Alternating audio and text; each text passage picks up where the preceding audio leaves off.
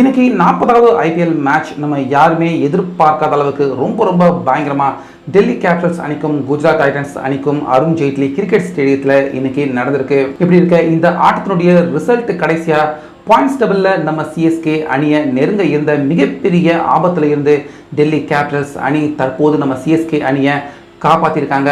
So இதனால் டெல்லி அணியின் வெற்றியை தற்போது நம்ம சிஎஸ்கே ரசிகர்கள் எல்லாருமே மகிழ்ச்சியாக கொண்டாடக்கூடிய ஒரு மேட்ச் தான் பார்த்தீங்கன்னா இன்னைக்கு நடந்திருக்கு. அந்த வகையில் ஃபஸ்ட்டு டாஸ் ஜெயிச்ச குஜராத் அணி டெல்லி அணி அவங்கள பேட்டிங் பண்ண வச்சாங்க. ஓப்பனராக வந்த பிருத்திவி ஷா 11 ரன் எடுத்தார். ஜெய்க் 23 ரன் எடுக்க, அதுக்கப்புறமா வந்த ஷாய் ஹோப்பும் 5 ரன்னுக்கே அவுட் ஆக டாப் ஆர்டர் எல்லாருமே சொதப்பியிருந்தாலும் அடுத்ததாக அக்ஷர் பட்டேலும் ரிஷப் பண்ட்டும் பார்ட்னர்ஷிப் போட்டு ரொம்ப அபாரமாக விளையாண்டு டெல்லி அணியின் ஸ்கோரை உயர்த்தினாங்க. இதில் அக்ஷர் பட்டேல் 66 ரன்னுக்கு அவுட் ஆனார். அதுக்கப்புறமா வந்த ஸ்டப் 7 பந்துக்கு 26 ரன் ரொம்ப வேகமாக எடுத்தார்.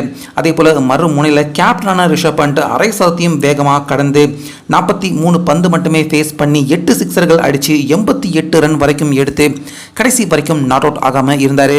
இதில் ரொம்ப கொடுமையான விஷயமா குஜராத் டைட்டன்ஸ் அணி பக்கம் மோஹித் சர்மா 4 ஓவருக்கு 73 ரன் கொடுத்திருந்தாரு. இது வரைக்கும் ஐபிஎல் வரலாற்றில் ஒரு போலர் ஒரு இன்னிங்ஸில் அதிகபட்சமாக கொடுத்த ரன் இதுதான். ஸோ இதனால் 20 ஓவர் முழுசா விளையாண்ட டெல்லி அணி 224 ரன் எடுத்திருந்தாங்க. இந்த ரொம்ப பெரிய கடினமான ஸ்கோரை சேசிங் பண்ணுறதுக்காக வந்த குஜராத் அணியின் பக்கம் சாஹா, அதுக்கப்புறமா கில் வெறும் 6 ரன்னுக்கே அவுட் ஆயிட்டாரு. அதுக்கப்புறமா நம்ம தமிழக பிளேயர் சாய் சுதர்ஷன், சாஹா 2 பேருமே நல்லா விளையாண்டாங்க. ஆனால் சாஹா 39க்கே அவுட் ஆயிட்டாரு. அடுத்ததாக வந்த அஸ்மதுல்லா 1 ரன்னுக்கே அவுட் ஆயிட்டாரு.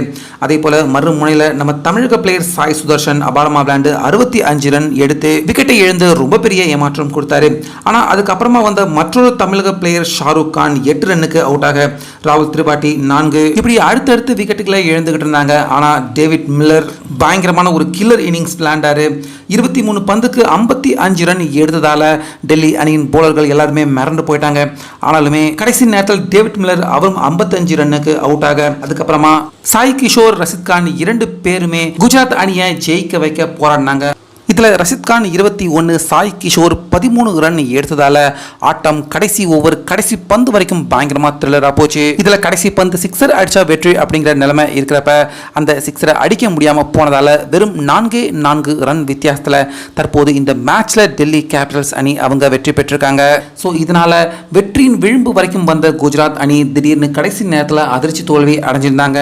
ஸோ இந்த தோல்வியின் மூலமா தற்போது குஜராத் டைட்டன்ஸ் அணி புள்ளி பட்டியலில் ஜெயிச்சிருந்தாங்க. இந்த மேட்ச்ல கண்டிப்பா நம்ம சிஎஸ்கே அணியை பாயிண்ட்ஸ் டேபிள்ல கீழே தள்ளிவிட்டு அவங்க 5வது இடத்துக்கு போய் நம்மள 6வது இடத்துக்கு தள்ளி விட்டுருப்பாங்க. அந்த வகையில் டெல்லி கேபிட்டல்ஸ் அணி தற்போது இந்த விஷயத்துல நம்ம சிஎஸ்கே அணியை மிகப்பெரிய ஒரு கண்டம் ஆபத்துல இருந்து காப்பாத்திருக்காங்க அப்படின்னு தான் சொல்லணும். ஸோ அந்த வகையில் இந்த மேட்ச்ல தற்போது குஜராத் அணி அவங்க தோல்வி அடைஞ்சிருக்கிறது தற்போது நம்ம சிஎஸ்கே ரசிகர்கள் எல்லாருமே கொண்டாடி மகிழ்ச்சியா நம்ம சிஎஸ்கே ரசிகர்களையும் தற்போது கொண்டாட வச்சிருக்கு. அந்த வகையில் குஜராத் அணி இந்த ஆட்டத்தில் தோல்வி அடைஞ்சதால தற்போது இன்னும் நம்ம சிஎஸ்கே அணிக்கு கீழே இருக்க வேண்டிய நிலைமை தான் குஜராத் அணிக்கும் டெல்லி அணிக்கும் ஏற்பட்டிருக்கு.